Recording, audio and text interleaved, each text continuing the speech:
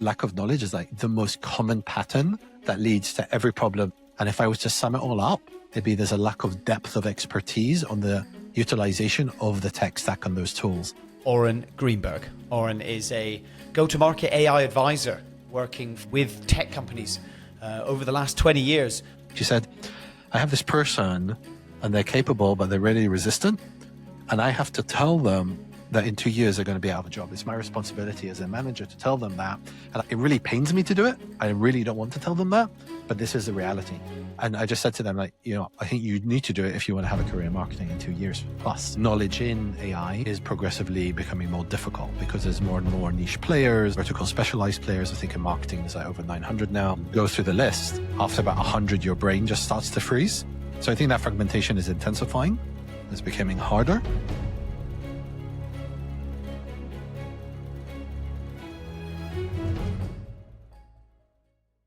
What is the main AI tool that you're finding yourself using over and over at the moment? I'd say my primary is probably Claude Code, followed by Cursor, followed by Codex in that order. And how long has it taken you? Because Claude's one of those ones that it feels like only really the last sort of 6, maybe 12 months that people have all drifted over to using that. Was that sort of learning curve quite quick for you, or did you kind of spend some time really working on it? The reason I ask is the more I have these conversations and, we delve into this AI thing, like people are perhaps leaving that aspect of it behind and they're just jumping straight in and either trying to vibe code something immediately and just sort of learn on the fly rather than actually, maybe, for example, yesterday I did a podcast and with a woman called Laura, and we were talking about the idea of building a personal brand on LinkedIn and using that. And she was sort of saying, rather than actually using Claude or ChatGPT, whatever it is, to write the posts for you, it's about feeding it information about yourself so that it can really start learning. And a lot of people are leaving that process behind. So, kind of through that lens, what was that sort of like, getting to grips with using those tools, and how are you finding it as it's just sort of ever changing? Yeah. So I started using Gen AI before it was called Gen AI. It was called natural language processing back in 2020. So OpenAI had APIs called Babbage and DaVinci, and I was using to classify skills and job titles in marketing. So this is like pre-ChatGPT 3. So I've kind of been on the cutting edge of it, but I totally missed the boat on its acceleration and its transformation. Like I remember when image generation came out, I was like, okay, this is really cool. But I mean, they still look terrible. And I remember like 2 years after I was looking at that and I was like, wow, this is like incredible, the speed of iteration and the improvement rate. So I guess my adaptation and kind of trying to be cutting edge or trying to be pioneering has lasted for the last 5 years. So I can't, 6 years, I can't really say that it's like suddenly there's like a big learning curve for me.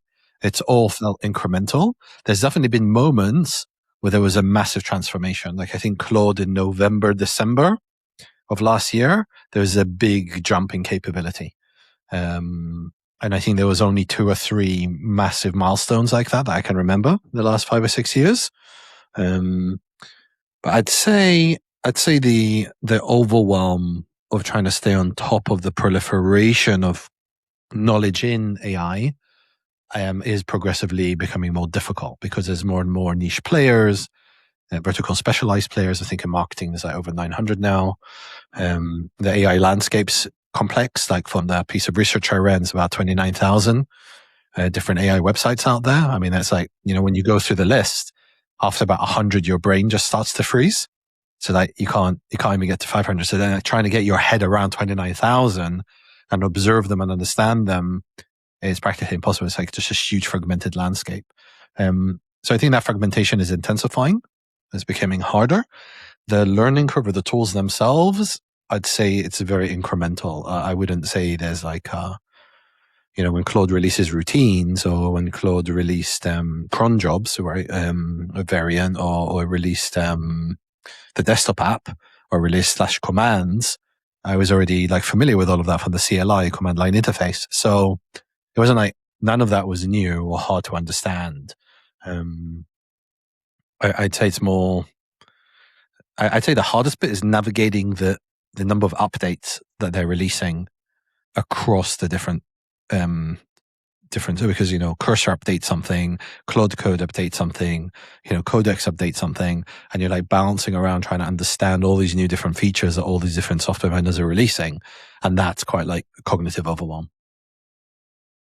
Yeah, 100%. It's been a continuous point of discussion on this podcast, and then we also hosted an event in Dublin the other week, and our founder Emmett said, put your hand up if you feel overwhelmed by AI. And I think basically every single person put their hand up, and he was like, anyone who didn't put their hand up is lying. Yeah, like it's lying or not, just not doing AI, right? That you're not overwhelmed. Yeah, exactly. Yeah. You're clearly not part of it. But that speaks to my point, like for someone like yourself at the very forefront of this. So for context, I'm marketing background, and it's only really been since November, December that Pit Stop, maybe July last year, we fully pivoted into being an AI startup. So it's been a crazy whirlwind year for me. And luckily I get to have conversations each week with people like yourself. So I do kind of feel like I'm slowly getting to that point where I'm like, I think I'm kind of know what I'm talking about, but you obviously definitely do. Where can people start, when they are, whether they're, building a GTM system or thinking of their own startup, anything like that, like you said, things are moving so quickly, and it feels like there's, with the dawn of vibe coding, and then on top of that, all these kind of niche tools that are out there that potentially are actually better than these bigger players. And we're seeing, things like HubSpot and various other CRMs. People are really pulling back from those tools now and finding more niche things. Where is a good point to sort of get started and figure out where to essentially dip your toe in the pool in the first place? Yeah. I guess the tricky bit is it's incredibly fragmented from the marketing point of view. Because if you're doing image generation, it's very different than if you're doing like programmatic SEO or AEO. That's very different than if you're just trying to do marketing strategy. So I because of the fragmentation of Gen AI with different tools and different specialized systems, like right now, for example, the OpenAI image generator is the best. But like 3 months ago, it was actually Gemini that was the best. So, so I think there's like the general tools. I think there's no shortage of like AI publications out there. If you just look at the top 10 on Substack, any one of them will give you most of the updates you need. There's general. I think for specialized domains, you have to find or subscribe and either follow those thought leaders on LinkedIn, and some of them are quite active, or you have to sign up to their Substack or read their content on their blog. But this is like very vertical, specialized niches in GTM. I personally absorb my information from like social and a lot of communities. I'm in a lot of like private communities on WhatsApp and Slack, and I kind of tend to garner it there. I'd say X is where the most cutting edge new information is in terms of social, with data scientists on all of that community and in the Gen AI space as a whole. There's obviously publications like Every.2, which has a good quality AI content. It's more substantive. And then it depends like how deep the rabbit hole you want to go. So for example, I've got a daily digest that pulls the most interesting posts that are filtered from the top 100 publications on AI in the world. But this includes academic institutions and the top frontier models, the OpenAI, Anthropic, Grok, Gemini, Perplexity, etc. And it pulls and filters based on the topics that I'm interested in. And I think that's probably what I would recommend. It's like curate what is interesting to you based on your tech stack, curate based on the challenges that you're currently facing, and adapt it rather than try and absorb everything, because your brain will fry. There's a lot of repetition as well. So a lot of and there's a lot of like misinformation. I think unfortunately, there's a lot of AI influencers out there, especially on TikTok, that spread a lot of misinformation, which is like a bugbear of mine. I'd say like the most credible people are the most boring and unengaging to follow, because it's the driest, most scientific, but it's the most accurate. And then the people that make it very easy, they have lots of spins on stuff that it's actually, the more easy it is to digest, the lower probability that it's accurate. And the more binary someone is, the more probable that you should take it with a grain of salt. I suppose it comes down to, again, this idea that we've been talking about a lot, and it's when companies are building through the lens of a GTM system, I suppose, when they're kind of building that, or I suppose anything, so often they ignore, I guess, those boring bits. Like you said there, they focus on the big shiny things and the big nice tools, and they don't think about, they just bring all the tools in and onboard them and tell everyone they've got to start using it, but they haven't necessarily built that proprietary data to feed into all of these tools in order for them to work accurately together. And actually, from the conversations I've had, it seems that that's very much the norm, to onboard all these tools, and they all end up having sort of almost conflicting data streams. There's no data lake in the middle that's everything's being fed from, and it ends up being this kind of cross wires everywhere. And then suddenly you've got sales reps, for example, on the same team, or marketing executives that are feeding from completely different sets of data, and then everything essentially is built on a shaky foundation. I mean, does that kind of resonate with you? And I know, I can kind of see you nodding your head, so I imagine it's something you've kind of come across as well. And I guess is that something you've seen? And B, how can people, GTM teams, startups, whatever it is, ensure that they're not doing that? What is that kind of tech stack that they need to adopt? What is the strategy? Because, for example, I saw recently, I was putting together an ad campaign on LinkedIn, and I saw Chief AI Officer is now a role, and this is literally in the last month or two. Suddenly that's appeared. So people are definitely thinking about this and putting together strategies for someone to sort of run it. Yeah, I'd love your thoughts on that. Yeah, so I'd say it's a second order problem after the first order problem, which is companies are giving employees these subscriptions and they're not training them, upskilling them on how to use it. So you have a lot of people who don't, and I remember I was starting to say, because I do AI training, and then the CMO was looking at the usage. There's like a third highly engaged, a third log in once or twice a week, and then the third don't touch it at all. And I think that third, I mean, this is like teams of 30 to 70 size marketing teams. I'd say that's a very common split that I'm seeing in how people are, how engaged they are. And I think there needs to be like the one company I was working with, like the CEO, because they were very technical, they were obsessed with AI, and like the culture was so AI infused that it's like you you either use AI or not really in, like in the company kind of thing. And I think there's cultural components as well as like educational components and training and support that need to happen to upskill.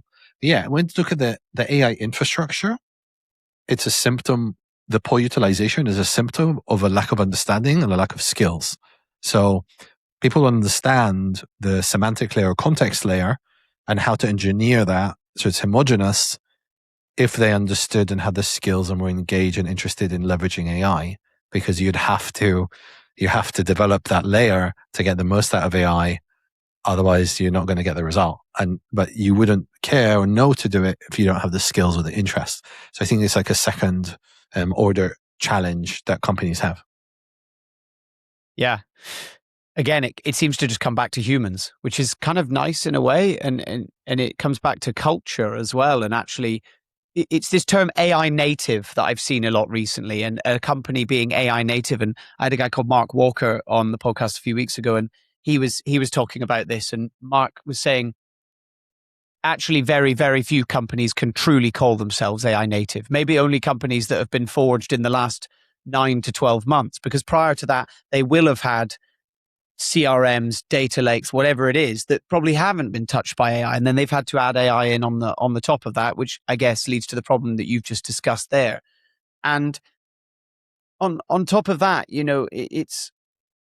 Do you think there needs to be? I know you mentioned there you do kind of AI training and stuff, and it'd be great to get into how sort of that works. Like, someone said to me on the podcast, I can't remember who it was. They were like, the way a tool should be onboarded is it should almost be, the team members should bring a tool that they're currently using, perhaps, and then they end up becoming the kind of passionate champion, the hero for that tool, and they sort of end up, I guess, teaching the team how to use it, and everyone then all kind of learns to use it in the same way.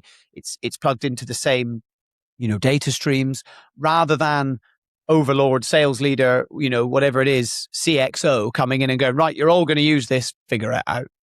What is that? Does that kind of resonate with you? Is that something that you've seen as well? This idea of trying to, yeah.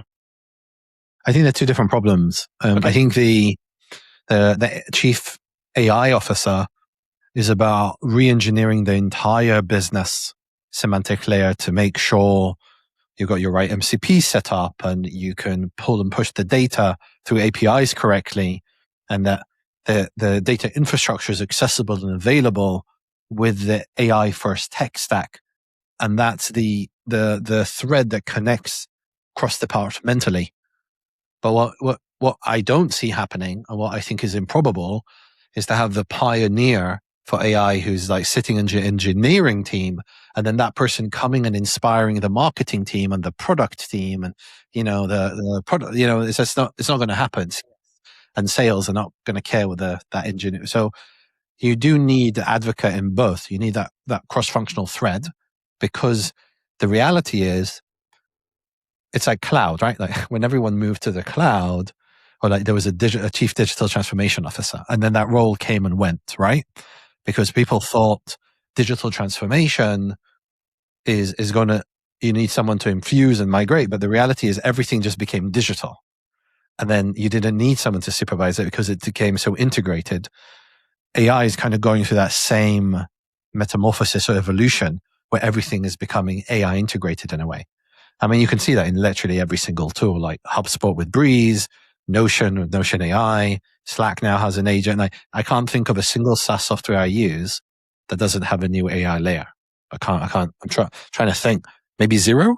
Maybe accounting? I don't know. I don't know if Xero even has it. So I guess I'm saying that transformation is so deeply ingrained in the DNA, it can't happen from a functional expert who's just specialized in the marketing toolkit and MarTech or sales enablement.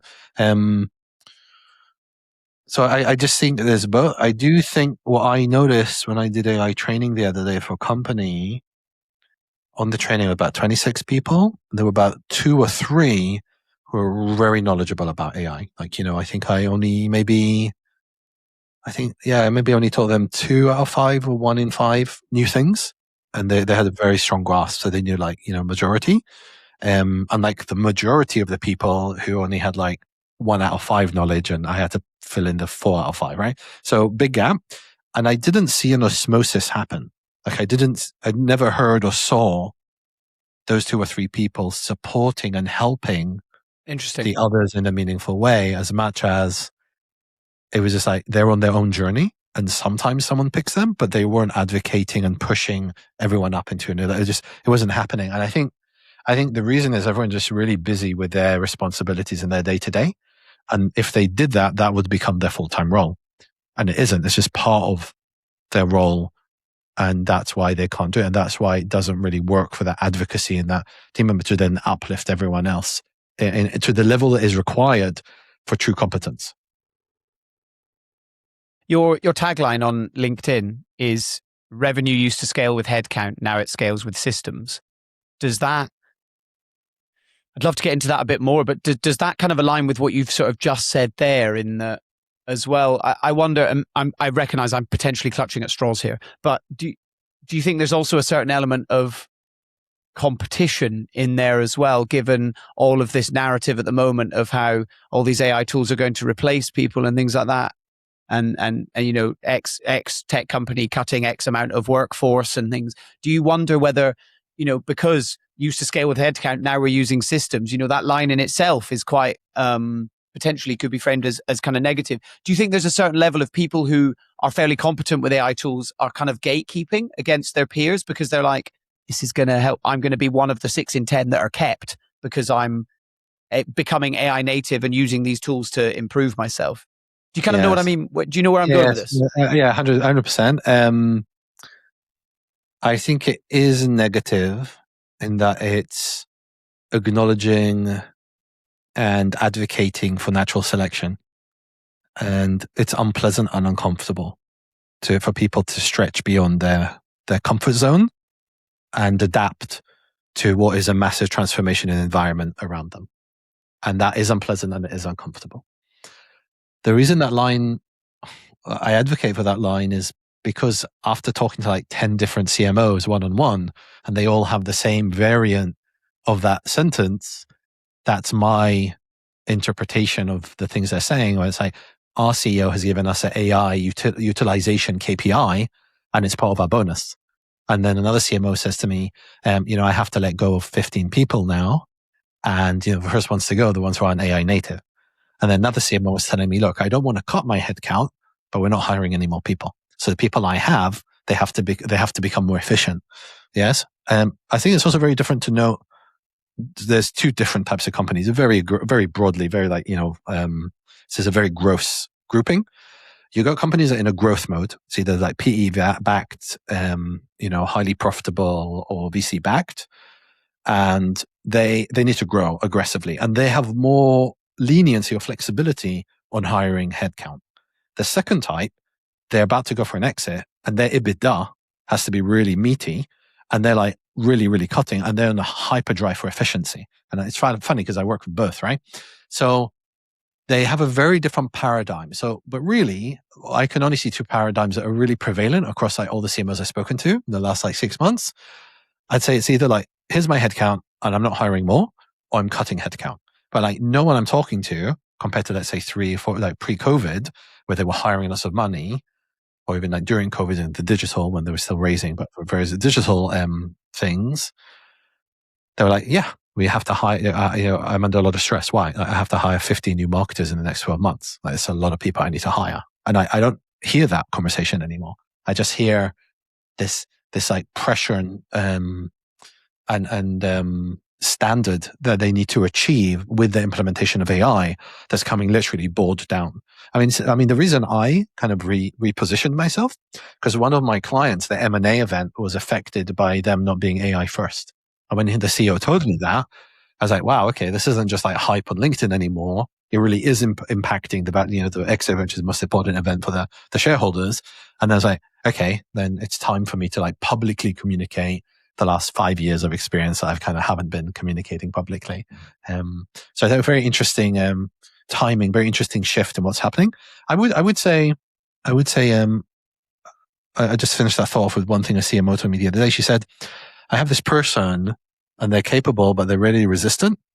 And I have to tell them that in 2 years they're going to be out of a job. It's my responsibility as a manager to tell them that. And it really pains me to do it. I really don't want to tell them that, but this is the reality. And I just said to them, like, I think you need to do it if you want to have a career in marketing in 2 years plus. And I think that almost every CMO I speak to is experiencing that same pain of having to like push their team members, who are sometimes expert specialists, into developing these new skills. And there's a lot of resistance, and it's very hard. So I'm not keen on people losing their jobs for AI. I don't think that's good. I also think there's a centralization of where that money is going into a handful of foundational companies, and that the shareholders and especially the C-level of those companies are becoming multi-billionaires, and that wealth concentration is essentially happening on the expense of all of those people who are going to be out of a job because of AI. And I don't think that's a positive thing for society as a whole. I think there needs to be more democratization, and there needs to be more of a flat and distribution that's even, rather than concentration of extreme wealth and then poverty. Because that's the mark of a developing country, not a developed economy like the UK or the US or any other high GDP country in Europe. So I don't think it's optimal, but it is a force, and it is impacting companies, and people do need to adapt to this force. And I don't think people who are resisting it, I don't think it's advantageous strategically in a meaningful way for their career.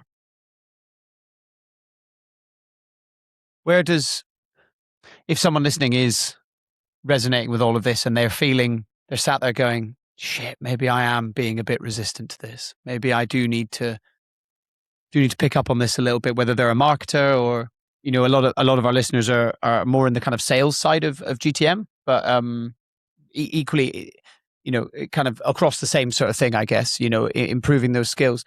What would you say, where could you start in terms of those, go-to-market skills, marketing skills, whatever? I know, we're both on that marketing side of things, so maybe we can do it there. But what are those skills to help yourself become a bit more valuable, to make sure that you are becoming AI native, and build up, I suppose, a bit more of a defensive wall so that you can ensure that you do sit on the right side of history, I suppose. Yes. It's really interesting. Suddenly there's like a giant AI backlash and it all collapses, and then all the naysayers were like, hey, we were right. Yeah, we were right, yeah. Yes. Looking at the investment landscape, it's highly improbable. I agree. Or share value of SaaS companies. So I think there's only two viable options here, right? You have to start reading and absorbing content on these topics. And if you are listening and you're not sure, then just ping me a message on LinkedIn and I'll send you my whole list of stuff that I absorb. And then the second one is start doing courses. And if you're like, okay, there's a lot of free online courses. I'd say the easiest is probably Anthropic's new university that they just launched. There's lots of free courses there. I just did about 14 of them, but I'm an Anthropic partner. But there's a few others, a few other online ones from top universities in the US that are free that I would recommend. I can't remember them now. So if you are listening, just ping me and I'll send those over to you. The truth is, if you just type in 10 best US ones into ChatGPT or Claude, it will give you the list of those recommended ones.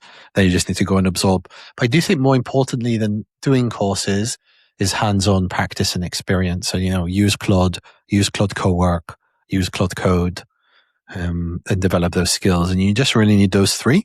And every single business I know is migrating away from OpenAI into the Claude ecosystem because this is better in every way. A smarter LLM and better harness and better tooling, better infrastructure. It's more suited for business use cases. So I'd say you just need to really get a good grip on those three. And you'll be in a pretty good condition, especially Claude Code. I think the more you get into Claude Code, that you can use Get Cargo. It has a CLI, and there was another one I was just chatting to the other day. Their name escapes me, and they're CLI first as well, so they integrate directly. And I think the future of all GTM tools is going to be integrated into the Claude Code variants, and more likely and a deeper integration than an MCP, because MCP they're problematic. So probably going to be API integrated and SDK and CLI extensions. It would be my hypothesis as to where it's going and where you should invest your time and energy. What about on the other side of the fence? What about, revenue leaders, CROs? They're thinking about, as you said, they're thinking, we have to be AI native, we have to be AI first, whether we're at the point where they're looking to attract investment or just to continue kind of scaling and retention.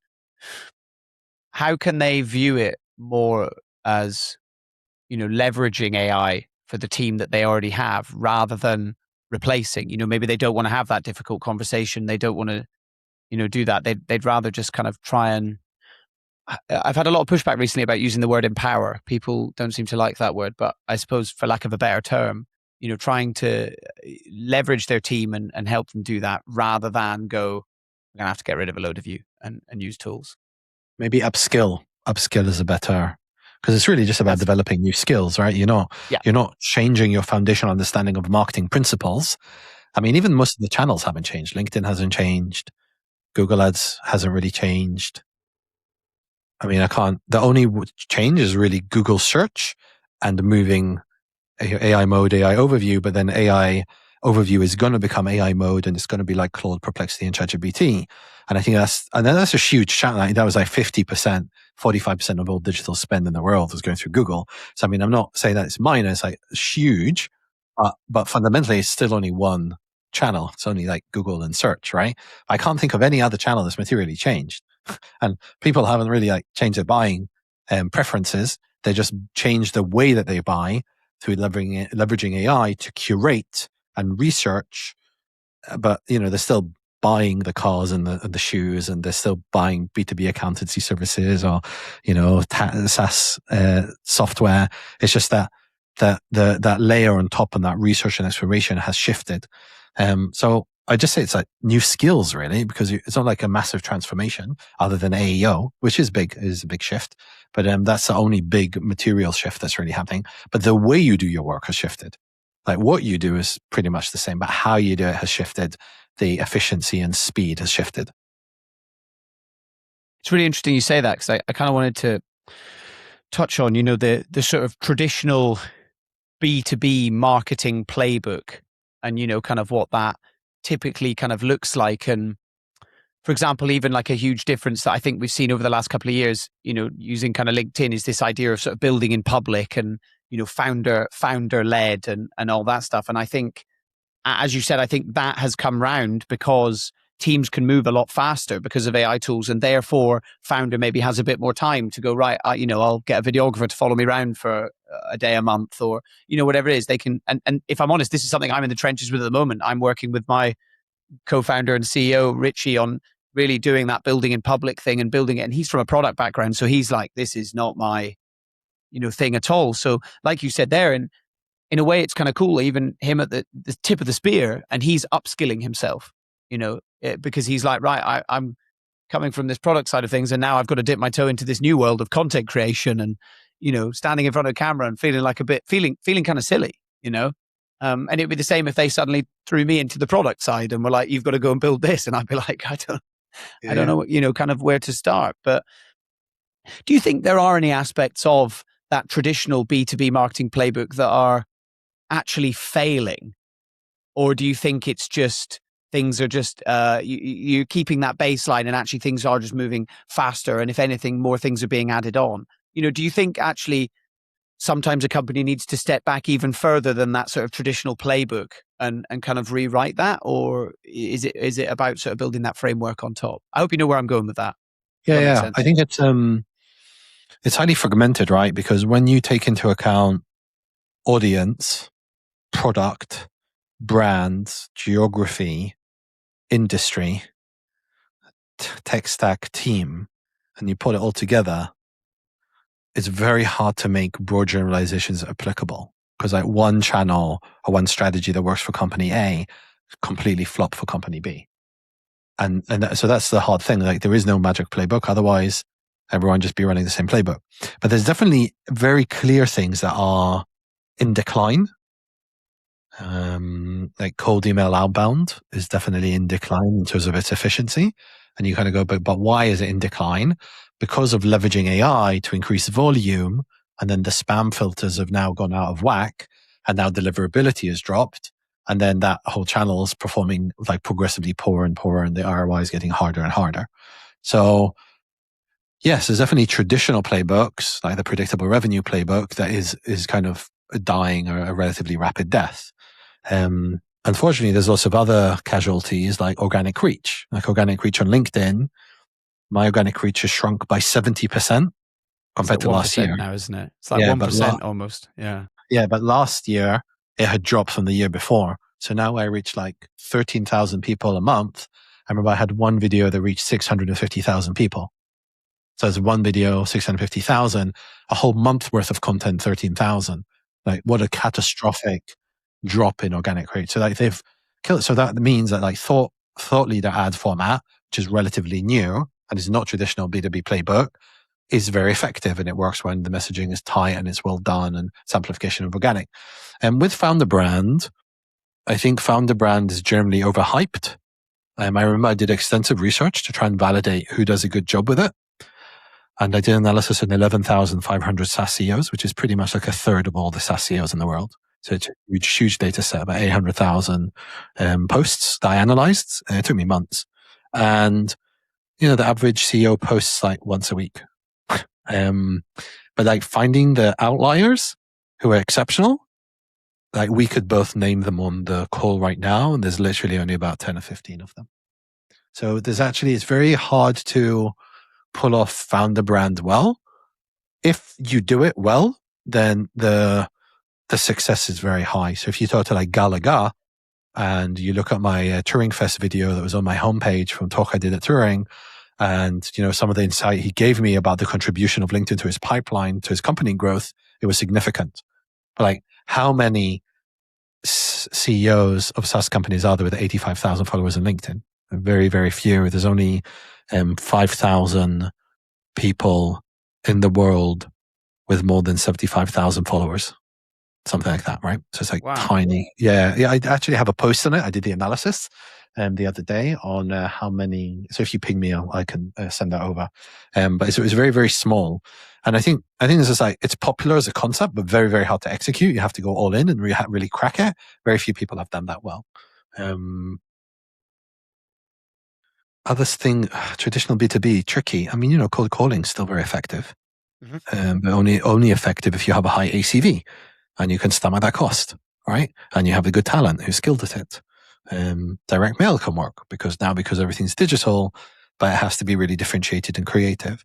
Events definitely work. And like the bigger the company and the larger the target, events becomes progressively more important. Yeah. Especially if you're closing 1 million, 5 million, 25 million pound deals, then events can really like make or crack that FaceTime. So I think like in a way there's transformation. I'd say it's mostly digital that's impacted through AI more than like the traditional offline. So like event managers are going to be less impacted than anyone who's doing Google ads or SEO or LinkedIn ads, for instance, because of the AI revolution.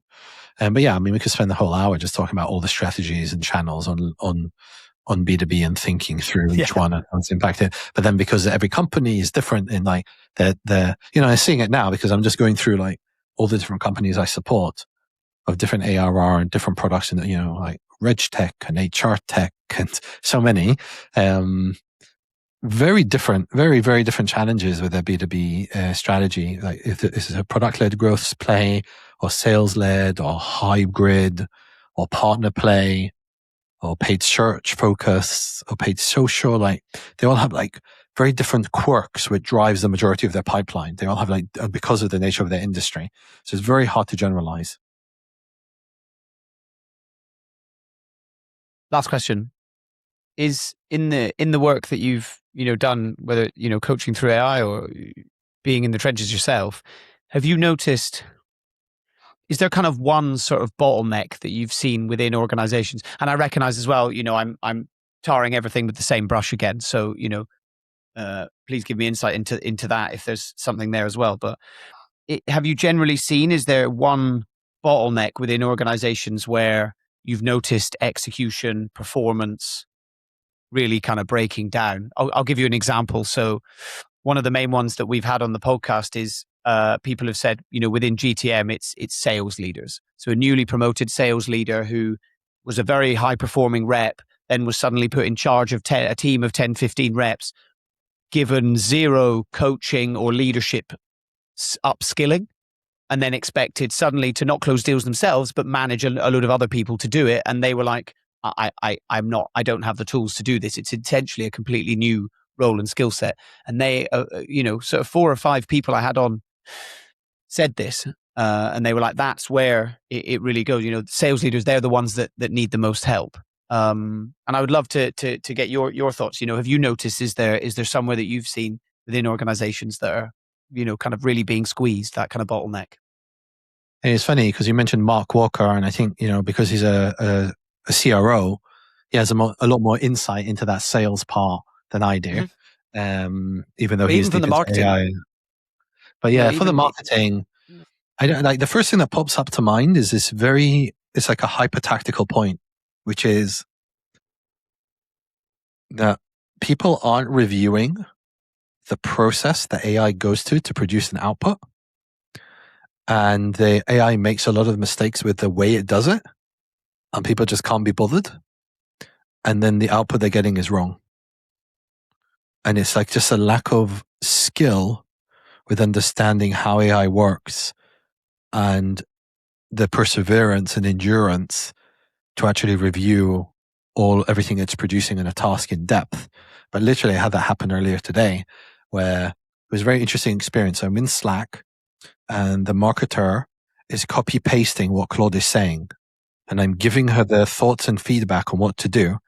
And about 6 messages in, so that's like 12 messages total, I said, what the sample that it used to run the analysis was 2 points out of 150 that you need to run. And it's like, we wouldn't have had that long, deep exchange where I was like, annoying the heck out of her to understand what was the process she ran, I would not have, we would not have got to a good And like, it's a really big decision. It was about site infrastructure. So imagine getting the whole website wrong, which has massive implication for SEO and AEO, because the task ran was too thin, because a person doesn't know. It's just like a lack of knowledge. So I'd say like lack of expertise, lack of knowledge is like the most common pattern that leads to every problem, like in Google Tag Manager, Google Analytics, Google Ads, Demand Base, Dream Data, HubSpot, Google Search Console. And just like thinking about all, like, because I just ran like 5 audits for different businesses, and like the same patterns keep appearing. And if I was to sum it all up, it'd be there's a lack of depth of expertise on the utilization of the tech stack on those tools. And that is like a very common pattern that I'm seeing. That's a real issue. But everything you said about people, it just comes down to like skills. Like if it's the CRO that has a new team, or the CMO that doesn't have that experience, or, the head of performance marketing or the marketing manager, it's applicable at every level. If people don't have the knowledge and the skills because that no one invested in them to upskill them and train them, you just like fired 30 tasks at them, and they're just ball juggling, and they're all managing lots of outsourced specialized experts that they can't evaluate the quality of their work other than putting it through ChatGPT, then that would be the biggest source of, CAC inflation, cost of customer acquisition inflation, and like poor LTV to CAC ratio. That the root cause, it's a lack of optimization that's happening on a channel level and a tool level due to lack of expertise. That makes a lot of sense. Again, it seems to just come back to this idea of upskilling, and it sounds so corny almost, but just sharing in the knowledge. The people that have kind of gone and done it and walked the walk. And like we said at the beginning, I think to a certain extent we're all new to this, even if like yourself, you've been in it for so many years, and kind of almost evolved with it, I think. But I imagine even for yourself, it must sometimes feel like, God, I'm still catching up with the latest update, whether it's Claude Code or Design or Fable or whatever they're putting out next. Trying to keep up with that can be a difficult thing. But yeah, Oren, this has been amazing. Like you said, I feel like we're going to need to do another one completely on the B2B marketing playbooks. There's with each point, I feel like there's a separate podcast in it. There's so much to kind of touch on with this, but I know you do a lot of this stuff anyway. Where can people go if they want to find out more about what you do and what you get up to? Yeah, so I say LinkedIn, I'm pretty active, and then my newsletter, which I'm actually just working on a massive data project with a very an analysis of 2.1 million LinkedIn profiles in marketing, analyzing skills and job titles. So I'm about to release that, and that's kept me very occupied. So I've been a bit behind on my own newsletter, unfortunately. But I'd say, my newsletter is where my thoughts are on LinkedIn. Those are probably the 2 best places. Love that. Oren, thanks for joining us. Everyone, thank you for listening. Hope you enjoyed it. And we will see you all for the next one.